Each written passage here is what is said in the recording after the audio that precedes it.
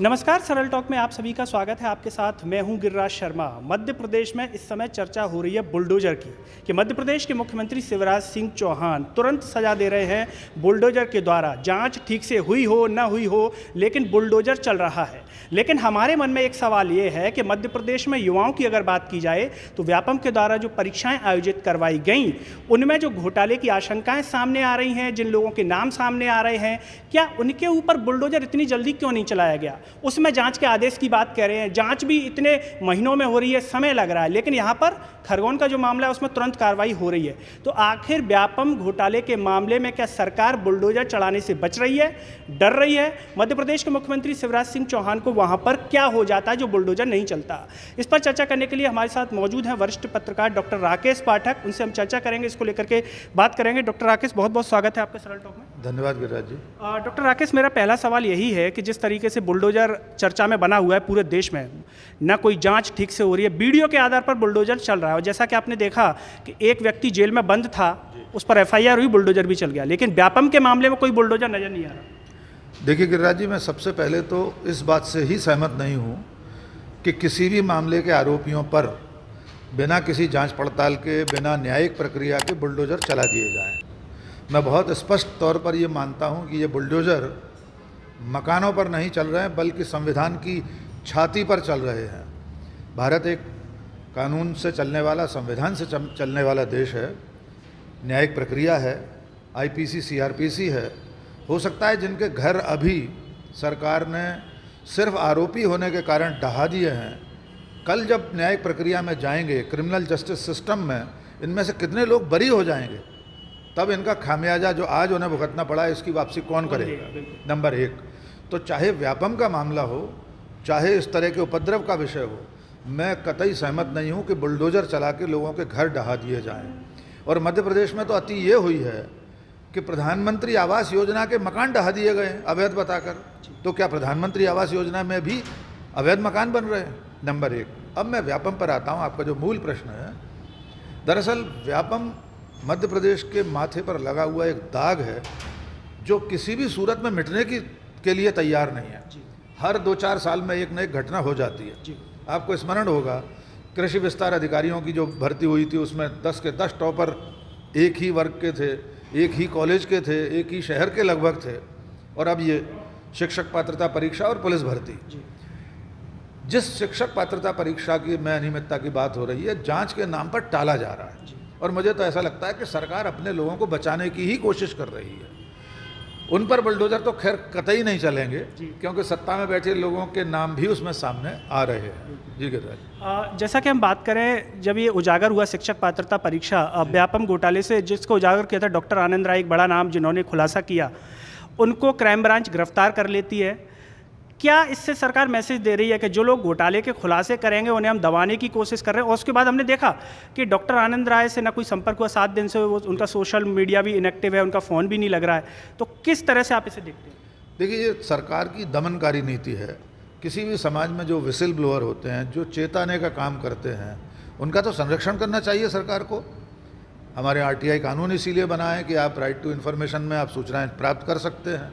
और डॉक्टर आनंद राय को हम सब जानते हैं कि जो पीएमटी वाला घोटाला था, व्यापम घोटाला, जिस वजह से इतना विकराल हुआ, उसके भी वे विसिल ब्लोअर हैं, सबसे पहले खुलासा करने वालों में शामिल थे। और इस वक्त भी अगर उन्होंने इन अनियमितताओं का खुलासा किया तो ऐसा अपराध नहीं किया जिसके लिए सरकार उन्हें जेल में डाल दे। मंशा इसमें यही है कि आने वाले दिनों में पत्रकार हों, विसिल ब्लोअर हों, सामाजिक कार्यकर्ता हों, ये किसी तरह से भी सरकार से सवाल ना करें, सरकार की अनियमितताओं को, उनके घोटालों को सामने नहीं लाएं। तो इसलिए एक के नाम पर बाकी 99 लोगों को डराने का काम किया जा रहा है। एक अगर देहाती कहावत के रूप में कहा जाए तो कौवा मार के गांव के रास्ते में टांग दिया जा रहा है, ताकि बाकी लोग भी डर जाए। आपने गृहमंत्री नरोत्तम मिश्रा जी की बाइट सुनी होगी, कई चैनलों पर वीडियो वायरल हुआ।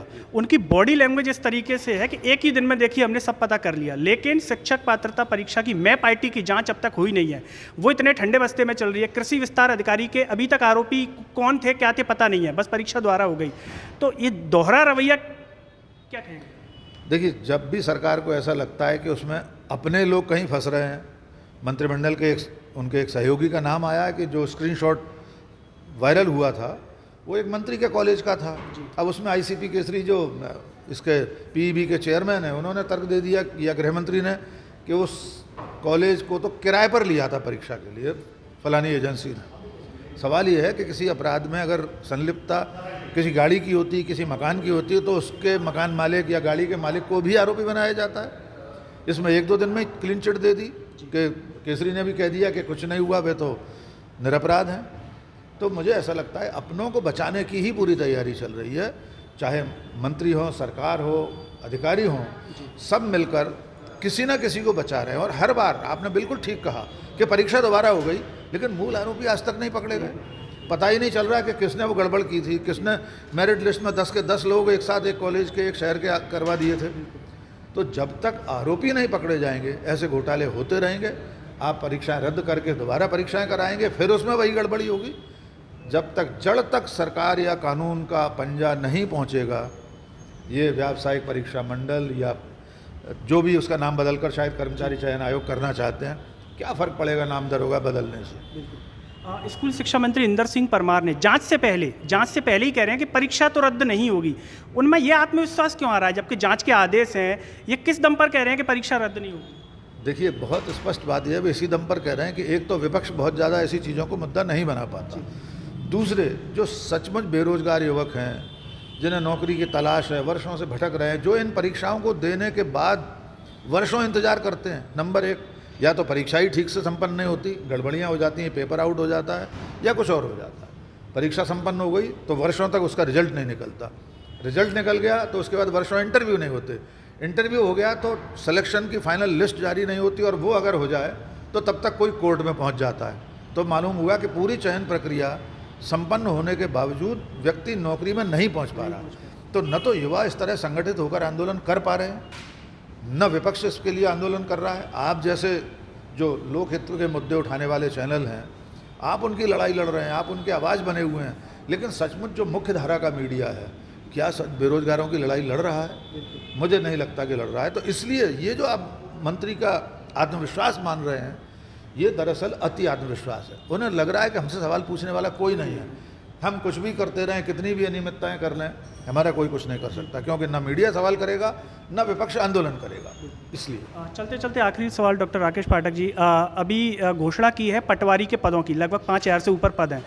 अगर इनमें आरोपी सामने नहीं आए, कोई नहीं पकड़ा गया, कुछ नहीं होगा, तो क्या आप मानते हैं कि ये परीक्षाएं जो है बिल्कुल निष्पक्ष हो पाएंगी या इनमें भी धांधली सीटें बुक हो जाएंगी? अब देखिए, मध्य प्रदेश में पिछले अगर 10-15 सालों की किसी भी परीक्षा को उठाकर देख लीजिए, अब तो लोगों को ही भरोसा नहीं रहा कि मध्य प्रदेश में कोई परीक्षा ठीक से संपन्न हो सकती है, पारदर्शी तरीके से परीक्षा हो सकती है, चयन हो सकता है सुपात्र लोगों का। लोग पहले ही मानने लगते हैं, चाहे सिपाही की भर्ती हो, यहाँ तक कि लोक सेवा आयोग तक, पीएससी की परीक्षाएं तक भी संदेह के घेरे में हैं। तो पटवारी परीक्षा कौन सी ऐसी बड़ी चीज़ है जिसमें अनियमितता नहीं होगी? कुछ भी हो सकता है। एमपी अजब है, एमपी गजब है। तो दर्शकों, ये थे हमारे साथ वरिष्ठ पत्रकार डॉक्टर राकेश पाठक जी, जो कि आज मध्य प्रदेश के इंदौर में है। साफ तौर पर कहा कि एमपी अजब है और गजब है, कुछ भी हो सकता है। अब तो लोगों को भी भरोसा नहीं रहा है कि ये परीक्षाएं ईमानदारी के साथ हो पाएंगी। और सबसे मुख्य वजह उन्होंने बताई कि जब तक सड़कों पर नहीं होंगे, विपक्ष विरोध नहीं करेगा, लड़के सड़कों पर नहीं आएंगे, तब तक जो सत्ता पक्ष है उनका आत्मविश्वास इसी तरीके से बरकरार रहेगा कि कोई हमारा कुछ भी उखाड़ने वाला नहीं है। दोस्तों, इस पूरे मुद्दे पर आप क्या सोचते हैं? व्यापम में जिस तरीके से जो आरोपी हैं या जो आशंकाएं जताई जा रही थी घोटाले की, उन पर बुलडोजर सरकार चला पाएगी, नहीं चला पाएगी, मुख्यमंत्री जी का रवैया, नरोत्तम मिश्रा जी का रवैया, जो भी आप सोचते हैं कमेंट बॉक्स में अपनी राय ज़रूर दीजिएगा। और साथ ही साथ मुझे और डॉक्टर राकेश पाठक को दीजिए इजाज़त। नमस्कार।